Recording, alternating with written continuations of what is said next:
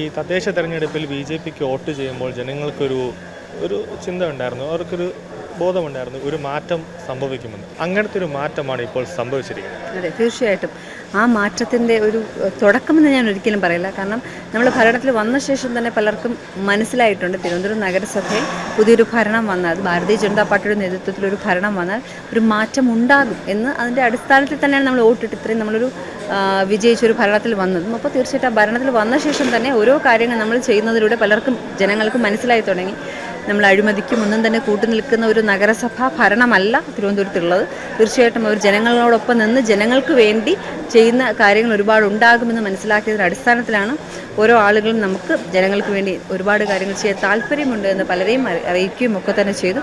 അത് കൃത്യമായി നമ്മുടെ തിരുവനന്തപുരം നഗരസഭയുടെ ഇപ്പോഴത്തെ ടീമിൻ്റെ കയ്യിൽ എത്തിയാൽ തീർച്ചയായിട്ടും ജനങ്ങൾക്കിടയിലേക്ക് എത്തുമെന്ന് അവർക്കറിയാം. അതുകൊണ്ട് തന്നെയാണ് ഇങ്ങനൊരു പദ്ധതി പ്രധാനമായിട്ടും പ്രാവർത്തികമാക്കി നടപ്പിലാക്കാൻ സാധിച്ചത്. സാധാരണ ഒരു പാർട്ടി വന്നു കഴിഞ്ഞാൽ, ഇപ്പോൾ തിരുവനന്തപുരം നഗരസഭയിൽ വന്നു കഴിഞ്ഞാൽ ഒരു 5 വർഷം അടുക്കാറാകുമ്പോൾ, അത് തെരഞ്ഞെടുപ്പ് അടുക്കാറാകുമ്പോൾ എന്തെങ്കിലുമൊക്കെ ഒരു വികസനം ഓടി നടന്നൊരു നാടൻ മുറിക്കൽ അങ്ങനെയായിരുന്നു. പക്ഷേ BJP വന്നൊരു 5 മാസത്തിനകം ഇപ്പോൾ പാളയത്തെ കയ്യേറ്റ ഭൂമികൾ ഒഴിപ്പിക്കുന്നു. ഇപ്പോൾ അടുത്ത സ്കൂൾ തുറക്കുന്ന കുട്ടികൾക്ക്, അതായത് പാവപ്പെട്ട രക്ഷിതാക്കൾക്ക് ഒരു ബുദ്ധിമുട്ടുമില്ല, അവർക്ക് പൈസ അന്വേഷിച്ച് പോകേണ്ട കാര്യമില്ല, വീട്ടുപടിക്കൽ തന്നെ എത്തിക്കൊടുക്കുന്നു. അപ്പോൾ മാറാത്തത് മാറുമെന്നൊരു ടാഗ് ലൈൻ ആദ്യമേ തന്നെ പ്രയോഗിച്ചത് ഇവിടെ അനർത്ഥമാകുന്നു എന്നതല്ലേ? അതെ, തീർച്ചയായിട്ടും നിങ്ങൾക്ക് തന്നെ ബോധ്യപ്പെട്ടതല്ലേ. അപ്പം നിങ്ങൾ തന്നെ ഇങ്ങനെ പറയുന്നുണ്ട്. അപ്പോൾ സാധാരണക്കാരായ ജനങ്ങൾക്കും ഒക്കെ തന്നെ ബോധ്യപ്പെട്ടിട്ടുണ്ട്, മാറാത്തത് മാറുമെന്ന് അവർക്ക് മനസ്സിലായി തുടങ്ങിയിട്ടുണ്ട്. കാരണം ഇത് നമ്മൾ 6 മാസം കൊണ്ട് തന്നെ നമ്മൾ ഏകദേശം ചെയ്യാൻ പറ്റുന്നതിൻ്റെ മാക്സിമം നമ്മൾ ചെയ്തിട്ടുണ്ട്. ഇനിയും നമ്മുടെ മുന്നിൽ ഒരുപാട് സമയമുണ്ട്.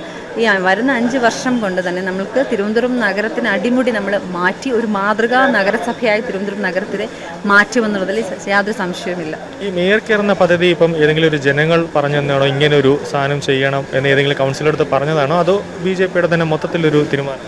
അല്ല, ഇത് മേയർ എന്തായാലും ഇങ്ങനൊരു കാര്യം ചെയ്യണമെന്നുണ്ടായിരുന്നു. അപ്പോൾ ഇങ്ങനൊരു പ്രോജക്റ്റ് മേയർ കെയർ എന്ന് പറയുന്നത് ഈ നമ്മുടെ തിരുവനന്തപുരം നഗരസഭയിൽ ഈ ഒരു മേയർക്ക് മാത്രം ചെയ്യാൻ സാധിക്കുന്ന കാര്യമല്ല, എല്ലാവർക്കും ചെയ്യാൻ സാധിക്കുന്ന കാര്യം. ഒരു മാതൃക കാണിച്ചു കൊടുത്തതാണ്. അപ്പോൾ ഇനിയും എല്ലാവർക്കും ചെയ്യട്ടെ എന്ന രീതിയിൽ ഒരു തുടർ പദ്ധതിയാണിത്. ഒരു വർഷം കൊണ്ട് ബ്രേക്ക് ആവുന്ന പദ്ധതിയോ അല്ലെങ്കിൽ 2 വർഷം കൊണ്ട് ബ്രേക്ക് ആവുന്ന പദ്ധതിയല്ല, തുടർ പദ്ധതിയാണ്.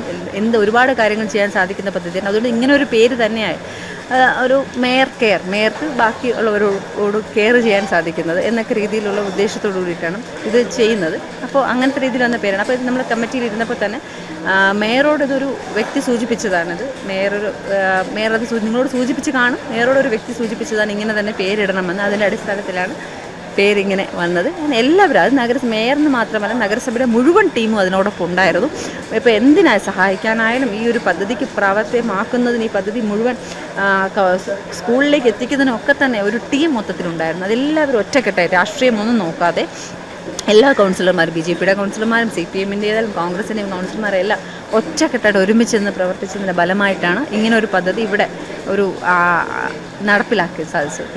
ഇപ്പം നേരത്തെ പറഞ്ഞതുപോലെ ഈ ബാഗുകളൊക്കെ ഒന്ന് പാക്ക് ചെയ്യുന്ന സമയത്ത് ഇവിടെ ഒരു മേയർ എന്ന നിലയിലോ അല്ലെങ്കിൽ കൗൺസിലർ എന്ന നിലയിലോ അല്ലെങ്കിൽ ജീവനക്കാരെന്ന നിലയിലോ അല്ല, ഇവിടെ അമ്മ അച്ഛൻ ആ ഒരു ബന്ധമാണ് ഇവിടെ ഉള്ളത്. അത് അങ്ങനെ എത്രത്തോളം?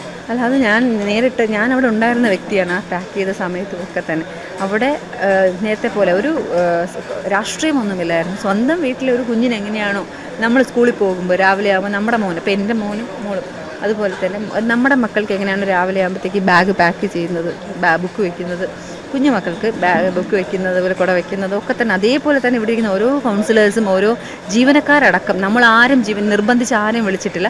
ജീവനക്കാരടക്കം ഇങ്ങോട്ട് വന്ന്, നമ്മുടെ ഡ്രൈവറായാലും സെക്യൂരിറ്റി ആയാലും ഒക്കെ തന്നെ നമ്മൾ ആരെയും വിളിച്ചിട്ടില്ല. അവരിങ്ങോട്ട് വന്ന് അവർ വലിയ വെയിറ്റുള്ള ലോഡൊക്കെ തന്നെ അവർ തന്നെ ചുമന്ന് കൊണ്ടിടുകയും അവർ തന്നെ പാക്ക് ചെയ്യാനിരിക്കുകയും ഒക്കെ തന്നെ ചെയ്തു. നിർബന്ധിച്ചതിൽ ഒരാളെ ഇപ്പോൾ നിങ്ങൾ ചോദിച്ചാൽ മനസ്സിലാവും, ഒരാളെ പോലും നമ്മൾ നിർബന്ധിച്ച് പാക്ക് ചെയ്യാൻ വരണം, നിങ്ങൾ പാക്ക് ചെയ്തേ പറ്റുള്ളൂ എന്ന് പറഞ്ഞ് വിളിച്ചിട്ടില്ല.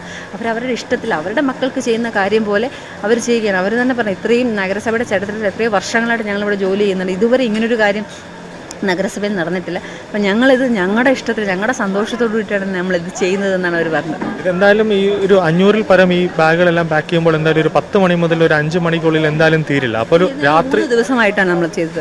രാത്രിയോളം. ഇന്നലെ രാത്രിയും കുറേ കൗൺസിലർമാർ ഉണ്ടായിരുന്നു, മേയറടക്കം ഉണ്ടായിരുന്നു.